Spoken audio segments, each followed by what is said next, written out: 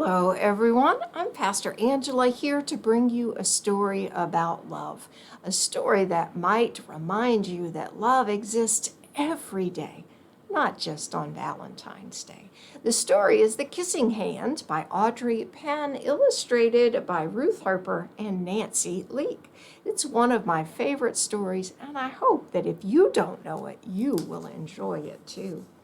Chester Raccoon stood by the edge of the forest and cried.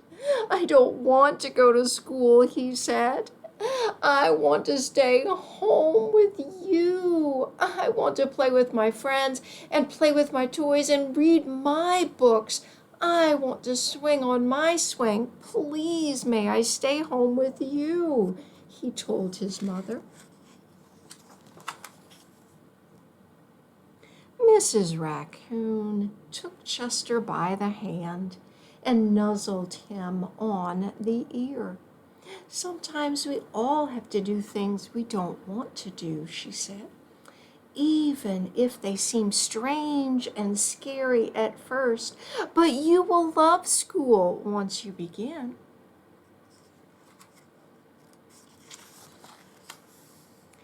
"You'll make new friends and play with new toys and read new books and swing on new swings. Besides," she added, "I know a wonderful secret that will make your nights at school seem as warm and cozy as your days at home."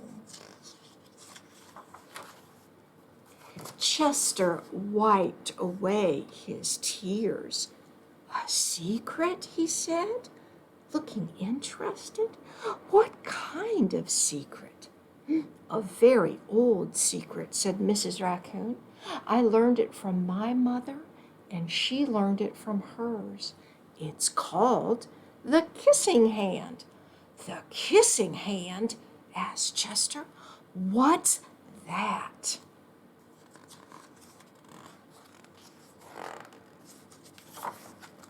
"I'll show you," said Mrs. Raccoon. She took Chester's left hand and spread open his tiny fingers into a fan. Leaning forward, she kissed Chester's hand right in the middle of his palm.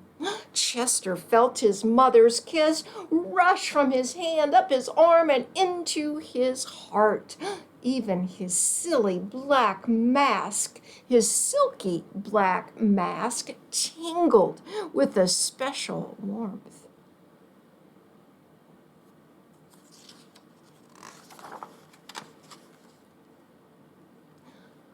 Mrs. Raccoon smiled.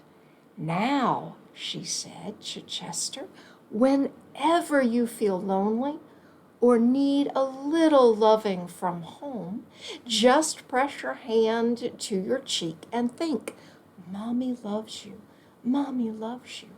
And that very kiss will jump to your face and fill you with toasty, warm thoughts."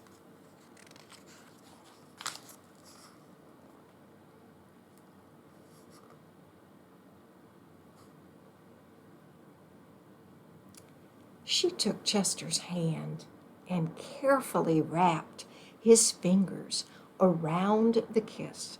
"Now, do be careful not to lose it," she teased him. "But don't worry. When you open your hand and wash your food, I promise the kiss will stick."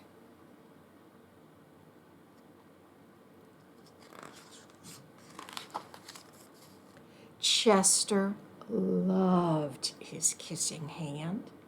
Now he knew his mother's love would go with him wherever he went, even to school. There's his hand. There it is. He's playing and he's sharing his love. That love is going with him everywhere he goes. That night, Chester stood in front of his school and looked thoughtful. You see Chester right down here? Suddenly, he turned to his mother and grinned. "Give me your hand," he said.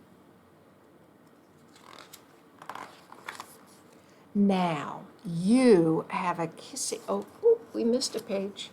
Gotta go back. Chester took his mother's hand in his. He spread open her large, familiar fingers into a fan. Next, he leaned forward and kissed the center of her hand.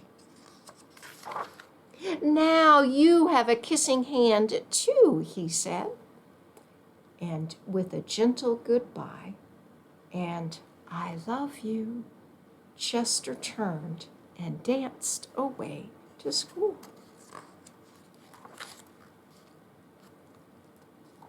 Mrs. Raccoon watched Chester scamper across the tree limb and enter school. And as the hoot owl rang in the new school year, she pressed her left hand to her cheek and smiled. The warmth of Chester's kiss filled her heart with special words. "Chester loves you, Chester loves you," it sang. And there's the night school, and Chester's learning new things. "I love you." The kissing hand. So I want to share one thing with you. In our Bible, in the old part, the Hebrew Testament, the Hebrew words, there is a place where God says, "Do not fear. I love you. I have redeemed you. I have called you by name.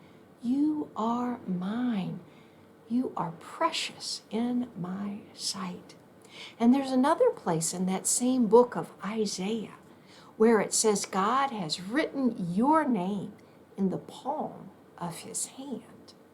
And I have a little reminder here. It's a hand with a heart in the middle of it and the words agape. Agape is the kind of love that God gives us.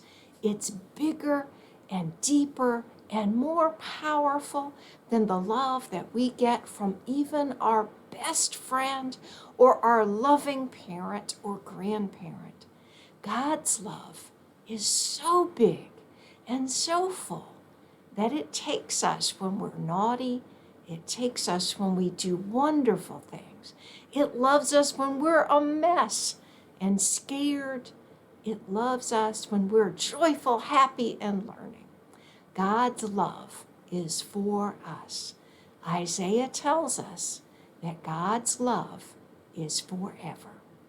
So, my friends, I hope that you have a great day. I hope you enjoyed this book. And remember, God's love is with you always. It goes with you just like a kiss in the palm of your hand. Bye. See you next time.